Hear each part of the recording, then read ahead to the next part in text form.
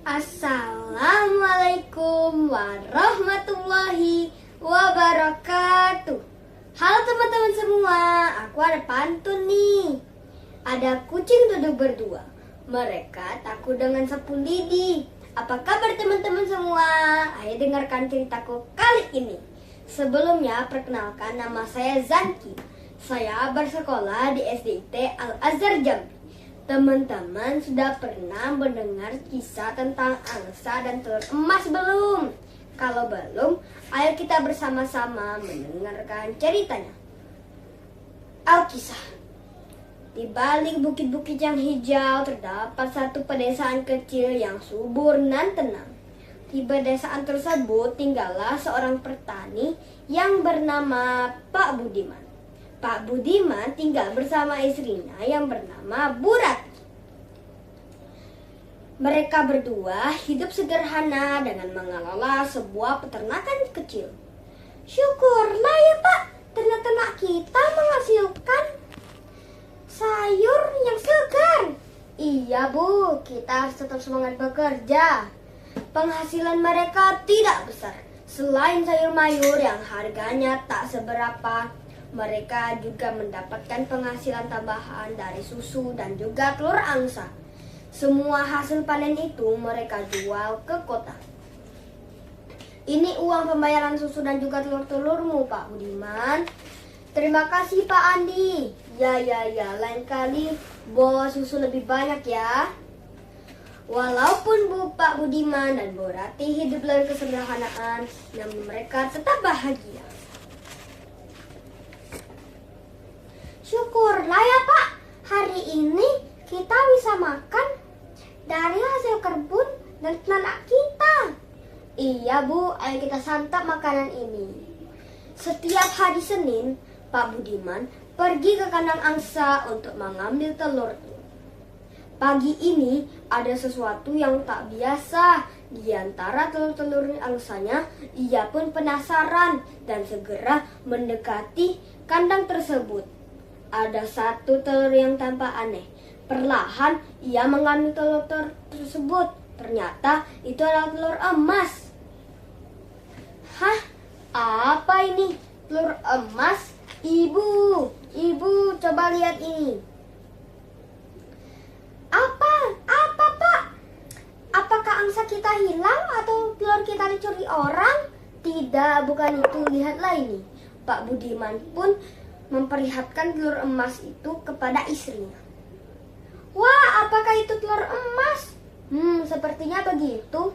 Angsa kita menghasilkan telur emas. Mungkin itu ucapan terima kasih karena kita telah merawatnya dengan baik.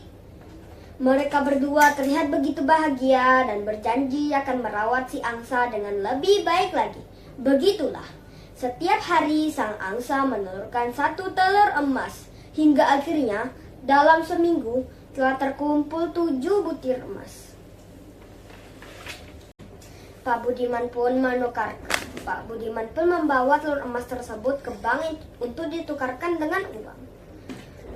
Bagaimana mungkin ada telur yang terbuat dari emas? Petugas bank nampak terheran-heran dengan telur emas tersebut. Bagaimana Pak? Ini emas asli bukan? Ini semua emas asli Pak Budiman. Ini sejumlah uang untuk telur emasmu. Wah, terima kasih banyak Pak. Pak Budiman dan Bu Rati sangat senang. Sekarang mereka bisa makan enak dan membeli barang-barang mewah. Sejak saat itu Pak Budiman pergi ke bank seminggu sekali untuk menukarkan telur emasnya. Uang hasil penjualan telur itu mereka gunakan untuk memperbaiki rumah. Kini rumah mereka besar dan mewah. Selain itu, mereka juga membeli beberapa sapi, tambahan dan angsa. Sedikit demi sedikit peternakan mereka bertambah besar. Kini rumah mereka besar dan mewah. Selain itu, mereka juga membeli beberapa sapi, tambahan dan angsa. Dalam sekejap, penampilan mereka berubah menjadi orang kaya. Pakaian mereka terlihat bagus dan mahal. Hal itu membuat para tetangga terheran-heran. Bagaimana mungkin Pak Budiman bisa menjadi kaya secepat itu? Tak hanya penampilan, sifat pun mereka berubah menjadi serakah. Setiap hari mereka hanya memandang angsa, berharap angsanya segera mengeluarkan telur emas. Hihihi, bertelurlah yang banyak angsa. Iya, jadikan kami lebih kaya lagi. Hingga suatu pagi, Pak Budiman hendak mengambil telur emasnya. Akan tetapi, tidak ada satupun telur emas di tumpukan telur angsa tersebut. Hei angsa, kenapa hanya telur biasa saja? Awas kau kalau tidak ada telur emas besok pagi. Kejadian itu ternyata terus berlanjut. Setelah 2 minggu berlalu, tetap saja tidak ada telur emas di dalam kandang. Aduh, bagaimana ini? Hal ini membuat Pak Budiman murka. Kemana telur emasnya? Kau kemari, angsa. Aku akan menghukummu. Pak Budiman marah dan mengejar angsa yang tak lagi menelurkan telur emas tersebut. Sang angsa pun berlari ketakutan, meninggalkan peternakan Pak Budiman. Itu artinya ia tidak akan mendapatkan lagi telur emas yang ditukar dengan uang. Seiring waktu berlalu, uang tabungan mereka mulai menipis dan akhirnya habis. Mereka pun menjadi orang sederhana kembali. Andai saja kita masih punya angsa itu. Sudahlah Pak, kerja saja yang benar. Angsanya sudah tidak lagi. Semua ini akibat keserakahan kita. Demikianlah teman-teman. Pesan moral dari cerita ini adalah keserakahan tidak akan membuat kita sukses. Selalu bersyukur terhadap apa yang kita punya dan serta bijaklah dalam menggunakan uang. Semoga kita mendapat pelajaran dari kisah angsa dan telur emas ini. Sebelum mengakhiri kisah ini, aku ada pantun penutup nih.